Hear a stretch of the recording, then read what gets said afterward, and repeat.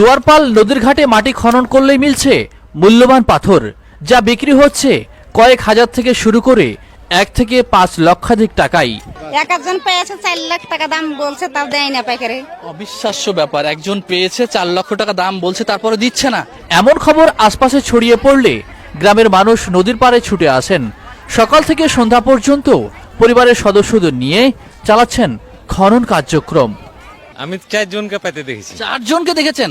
একজন পাওয়ার কারণে আপনার মনে করেন যে কেউ কেউ বলছে যে 5 লাখ, কেউ কেউ বলছে 8 লাখ। তো আমার বিশ্বাস যে 5 থেকে 6 লাখ টাকা হবে ওটা। তো মানুষ এখনো জানানো যায়নি। তাবিজ পাচ্ছে, হ্যাঁ। কেউ কিছুদিন আগে 2.5 লাখ টাকা দিয়ে পেয়েছে। 2.5 লক্ষ টাকা দিয়ে? জি। লোকমুখে এমন খবর শোনার পর আমরাও ছুটে যাই এটির সত্যতা যাচাই করার জন্য। আমাদের উপস্থিতিতেই একজন 1.5 লক্ষ টাকায় একটি তসবি বা জালি বিক্রি করলেন। আমার ঠিক পিছনেই শত শত মা বোন, এলাকার মানুষ যারা রয়েছেন তারা কিন্তু গুপ্তধন উদ্ধারে ব্যস্ত রয়েছেন। সকাল থেকেই মূলত তারা তাদের কার্যক্রম চালাচ্ছেন। অনেকেই পেয়েছেন, আমরা সরাসরি রয়েছি। তারা আসলে কে কতটুকু পেলেন, কত টাকা তাদের আয় হলো, সেটি মূলত জানানোর চেষ্টা করব।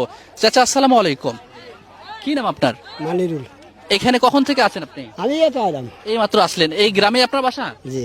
আচ্ছা, কি শুনলেন, কি জানলেন এখানে এসে? আসলে এখানে জানছি যে সব গুপ্ত কুড়াইছে, এটাই শুনছি, আর তো জানি আপনি কাউকে পেতে দেখেছেন? না, দেখিনি। পেতে দেখেননি? আপনি দেখেছেন? এই যে এখানে একজন মুরব্বী আছে, আপনি কয়জনকে পেতে দেখেছেন? আমি 4 জনকে পাইতে দেখেছি। 4 জনকে দেখেছেন। কিরকম পরিমাণ, টাকার পরিমাণটা কিরকম আসলে? টাকার পরিমাণ সেটা কেমন করে বলবো, বিক্রি তো করেনি। তারপরে একজনের কাছে শুনলাম যে একটা নাকি এখন 1.5 লাখ টাকাতে বিক্রি করলো। এই মাত্র 1.5 লাখ টাকাতে বিক্রি করলো, সেটা আমরাও প্রত্যক্ষদর্শী। ভাইয়া, আপনি তো এই এলাকার মানুষ, কি দেখলেন, কি জানলেন আসলে? কি দেখবো, আপনার এখানে সবাই তাবিজ পাচ্ছে, হ্যাঁ। তো কেউ কিছুদিন আগে 2.5 লাখ টাকা দিয়ে পেয়েছে। 2.5 লক্ষ টাকা দিয়ে? জি। তার মানে আপনার কাছে নতুন তথ্য পাওয়া গেল, একজন 2.5 লাখ টাকা, একজন 1.5 লাখ টাকা। আজকে দুপুরে তাও 2.5 লাখ টাকা দিয়ে একজন পেয়েছে এখানকার। তাই? তাহলে তো এই এলাকা এখন লালে লাল হয়ে যাবে ভাই। হ্যাঁ জি, হ্যাঁ? ইনশাআল্লাহ। ওই যে আরেকজন মুরব্বী আছে। মুরব্বী, সকাল থেকে আপনি আছেন, এখন পর্যন্ত কতজন পেয়েছে বলে মনে করছেন? ভাই 8-10 জন পেয়েছে। 8-10 জন পেয়েছে? 8-10 জন পেয়েছে? 8-10 জন পেয়েছে। তাহলে তো এগুলো তো অনেক দাম, এগুলোর অনেক দাম, মানে 3 লাখ, 4 লাখ, 5 লাখ। ওরে সুবহানাল্লাহ, একটা পেলে তো ভাগ্য খুলে যাবে। ভাগ্য খুলে যাবে। আচ্ছা, অসংখ্য মানুষজন এখানে কাজ করতেছেন, অসংখ্য মা বোনেরা। ওই দৃশ্যটা একটু হালকা করে দেখানোর চেষ্টা করছি। অনেকেই খোঁজাখুঁজি করছেন। এখানে একজন মুরব্বী আছেন, এখানেও নাকি একজন পেয়েছেন। আর সকালে কি আপনি পেয়েছেন? না, আমি সকাল পাইনি। কি মনে হচ্ছে, সকাল থেকে কয়জন পেয়েছে? সব পাইছে তো, আচ্ছা, ওই জন্য আমরা মনে করে ঘুরছি, তাই না? হ্যাঁ। আচ্ছা, আপনি যেটা পেয়েছেন এটা কত দাম? ওটার দাম বেশি নয়, অল্প, অল্প। ওটা অল্প দাম। অল্প দাম, তার মানে যেটা পেয়েছেন এটা অল্প দাম। দেখতে পাচ্ছেন এদিকে দর্শক, কিছু রটে তো কিছু বটে। এত সব মানুষ যে এখানে আসলে এসেছেন, খনন কাজ করছেন, কি পরিশ্রম করছেন দিনভর। এই যে ওনাকে একটু দেখান, কি পরিমাণে পরিশ্রম করছেন সকাল থেকে। দেখুন, ওনারা হাজব্যান্ড ওয়াইফ, স্বামী স্ত্রী এখানে এসেছেন। পেয়েছেন একটা? না, এখনো পাইনি। কখন এসেছেন আপনি?